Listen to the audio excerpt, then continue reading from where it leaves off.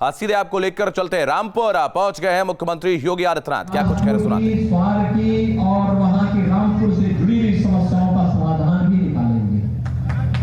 भाइयों बहनों, हम लोग समस्या नहीं पैदा करते, हम समस्या का समाधान करते हैं। आज वैश्विक मंच पर भारत का सम्मान हो रहा है। जब प्रधानमंत्री मोदी जी ने आज प्रातः 7 बजे मैसूर के ऐतिहासिक राज दरबार से योग दिवस का संबोधन पूरे देश और दुनिया को करना प्रारंभ किया, पूरी दुनिया के 200 से अधिक देश भारत के साथ झूमते हुए दिखाई दिए और भारत फिर से विश्व गुरु के रूप में स्थापित होता हुआ दिखाई दिया है। यह है मोदी जी के नेतृत्व का सम्मान। वैश्विक मंच पर भारत की विरासत को सम्मान मिलना भारत की 135 करोड़ नागरिकों का सम्मान है। लेकिन कुछ लोगों की, यानी जो एक कहावत है ना कि रस्सी पूरी जल जाती है लेकिन ऐंठन नहीं जाती, कुछ लोगों की ऐंठन अभी भी नहीं जा रही है। रस्सी जल गई है लेकिन ऐंठन नहीं जा रही है। लेकिन भाइयों बहनों, हम फिर भी भेदभाव नहीं करेंगे, चिंता मत करिए। हमने कोरोना में सबका उपचार बराबर किया, जो बाहर थे उनको भी फ्री में उपचार और जो जेल में थे उनको भी फ्री में उपचार कराया। अगर फ्री में उपचार नहीं कराते तो बहुत सारे लोग, बहुत सारी स्थितियां हो जाती। फ्री में उपचार किया, अरे कम से कम इसके लिए धन्यवाद तो करते कि फ्री में उपचार कराया। लेकिन भाइयों बहनों, जो लोग भारत माता को सम्मान नहीं दे सकते, जिन लोगों के मन में विकास और राष्ट्र के प्रति कोई अच्छी सोच नहीं, जो लोग गुरु परंपरा को सम्मान नहीं दे सकते, जो भारत की विरासत को आगे बढ़ते हुए नहीं देखना चाहते, वही लोग आज इस प्रकार का आचरण भी कर रहे हैं। यानी ऐसी दिखासा दिखाने का प्रयास कर रहे हैं जैसे कि उनके साथ अन्याय हुआ। अन्याय तब नहीं हुआ था जब वाल्मीकि समुदाय के लोग उजाड़े जा रहे थे। अन्याय तब नहीं हुआ जब रामपुर राज परिवार के द्वारा, नवाब परिवार के द्वारा बनाई गई विरासत को उजाड़ने का प्रयास हो रहा था। रजा लाइब्रेरी के अस्तित्व को नष्ट करने का प्रयास हो रहा था। अन्याय तब नहीं हुआ जब यहाँ के नागरिकों पर अत्याचार हो रहे थे, यहाँ के बाप व्यापारियों की जमीनों पर कब्जा कराया जा रहा था। अन्याय तब नहीं हो रहा था जब यहां का शोषण का, माफिया और गुंडों का, पेशेवर गुंडे और अपराधियों को जब प्रश्रय देकर के, बंगालियों को प्रश्रय देकर के सत्ता का संरक्षण दिया जा रहा था। वो न्याय नहीं था उनके हिस्से। उनके लिए न्याय यह है कि अगर किसी पेशेवर, माफिया और गरीबों पर अत्याचार करने वाले के खिलाफ सरकार कार्रवाई करती है तो उन्हें ये अन्याय दिखता है। नजरिया अलग अलग होता है। उन लोगों ने हमेशा शोषण किया है।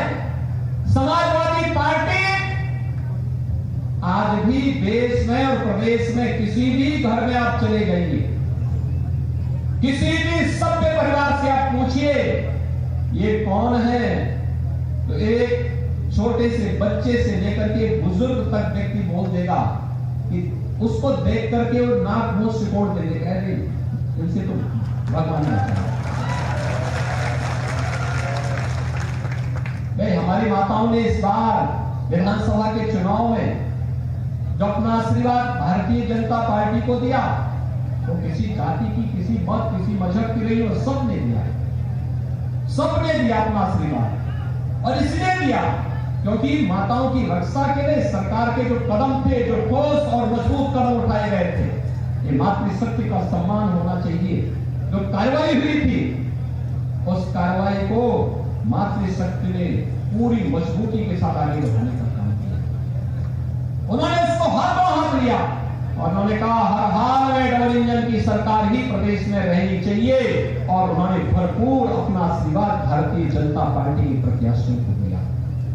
और आज इसीलिए आज आपके पास आया हूं। उनके सामने महिला सुरक्षा इस समाजवादी पार्टी के एजेंडे में नहीं था।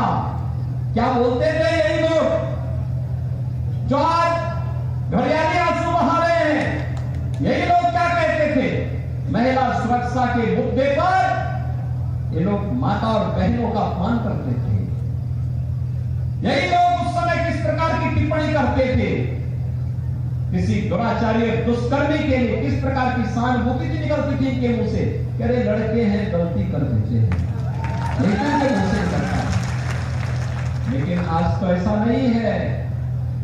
आज तो अगर गरीब की संपत्ति पर कब्जा करोगे, कमजोरों को तबाह करोगे और बहन बेटियों की इज्जत के साथ खिलवाड़ करोगे तो बच नहीं पाओगे। यूपी की धरती पे फिर कहीं कोई जगह नहीं मिलेगी, ठिकाना नहीं मिलने वाला है। उत्तर प्रदेश की धरती इसको बर्दाश्त नहीं कर पाएगी।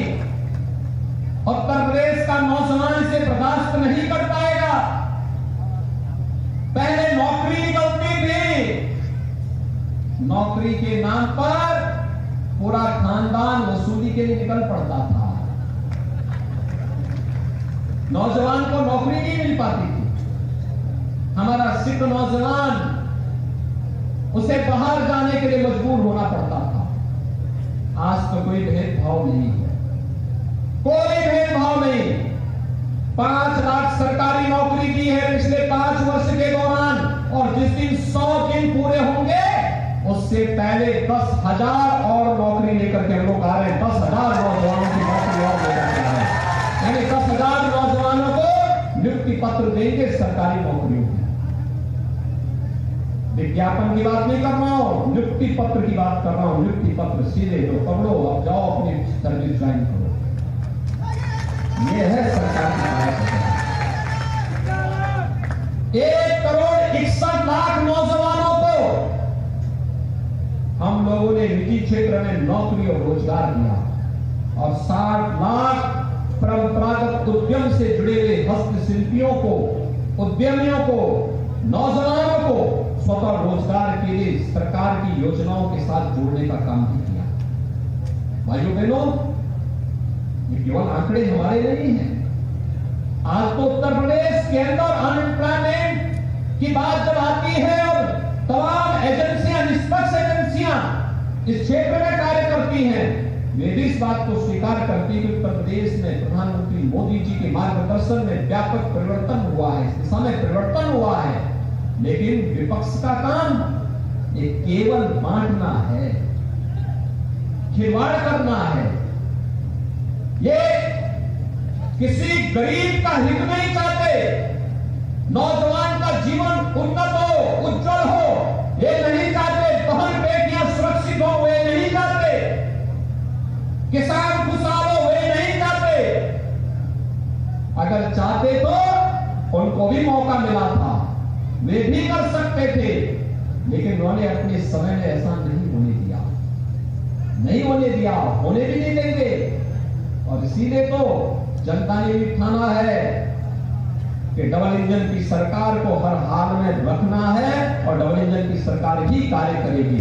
भाइयों बहनों, प्रधानमंत्री मोदी जी ने वर्तमान में एक नई योजना लेकर के आए हैं। आप देखना कितने अच्छे परिणाम आएंगे। दुनिया के हर विकसित देश पहले इसका अनुसरण कर चुके हैं। अग्निपथ की योजना 10 लाख नौजवानों को, 10 लाख नौजवानों को एक साथ अगले 1.5 वर्ष के अंदर मिलिट्री में जाने का अवसर प्राप्त होगा, और 4 वर्ष के बाद उनके पास ऑप्शन होगा। 25% नौजवान जो मिलिट्री के कार्यक्रम के साथ आगे जुड़ना चाहेंगे उन्हें वहां मौका मिलेगा। बाकी नौजवानों को सीएपीएफ में, असम राइफल में, और उत्तर प्रदेश ने भी कहा है उत्तर प्रदेश पुलिस में भी और उत्तर प्रदेश की अन्य सेवाओं में भी उन्हें प्राथमिकता देंगे। हमारा जब 21 से लेकर 23 साल का नौजवान होगा भाइयों बहनों, उसके पास ट्रेनिंग होगी, एक अनुभव होगा और उसके हाथ में एक पूंजी होगी, एक हाथ में पूंजी भी होगी। वह चाहे तो अपना स्वयं का कारोबार प्रारंभ कर सकता है, वह चाहे अपना स्टार्टअप प्रारंभ कर सकता है, वह चाहे राज्य सरकार की नौकरी में जा सकता है और वह चाहे तो किसी भी सेवा में उसके लिए रास्ते, ढेर सारे रास्ते खुले होंगे। ट्रेनिंग एक, लेकिन 4 साल के बाद रास्ते अनेक होंगे उसे अपने जीवन को उज्जवल बनाने के लिए। लेकिन विपक्ष इसके नाम पर भी गुमराह करने का काम कर रहा है।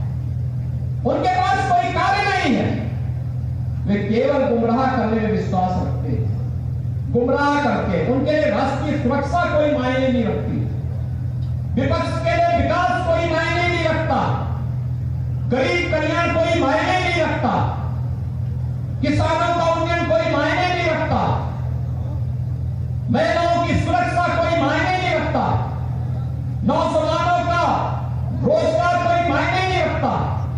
भाइयों बहनों, उत्तर प्रदेश में 2 करोड़ नौजवानों को टैबलेट और स्मार्टफोन देने की कार्रवाई सरकार वर्तमान में कर रही है। टैबलेट और उत्तर प्रदेश का नौजवान भी स्मार्ट बनेगा।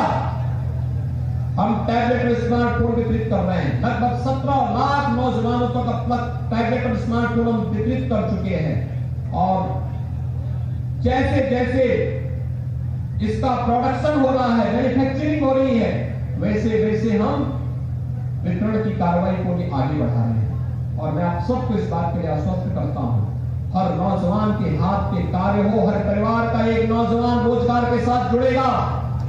उत्तर प्रदेश सरकार ने इस पर कार्य हम परिवार कल्याण का कार्ड तैयार कर रहे हैं, हर परिवार को एक कार्ड देंगे। अगर उस सरकार का कोई व्यक्ति रोजगार में नहीं, नौकरी में नहीं, सरकार उसकी जिम्मेदारी लेगी, उसको किसी न किसी रोजगार और नौकरी के साथ जोड़ेगी। बड़े कार्यक्रम का कार्यक्रम है, लेकिन विपक्ष कोई अच्छा नहीं है और इसीलिए आज मैं रामपुर में आया हूं। आपको तय करना है रामपुर के चाकू को किसके हाथ में देना है। रामपुर का चाकू सज्जन लोगों के हाथों में आएगा तो रक्षा करेगा और दुर्जन लोगों के हाथों में जाएगा तो फिर डकैती डालने का काम करेगा। यही होता था ना, गरीबों की जमीनों पर, वाल्मीकि समुदाय की जमीनों पर, सिखों की जमीनों पर, किसानों की जमीनों पर, यहां के गरीबों की जमीनों पर उस रामपुर में उजाड़े जा रहे थे, गरीब उजाड़े जा रहे थे। गरीब में मुसलमान भी था, दलित भी था, पिछड़ा भी था, सिख भी था, ये सभी लोग उजाड़े जा रहे थे।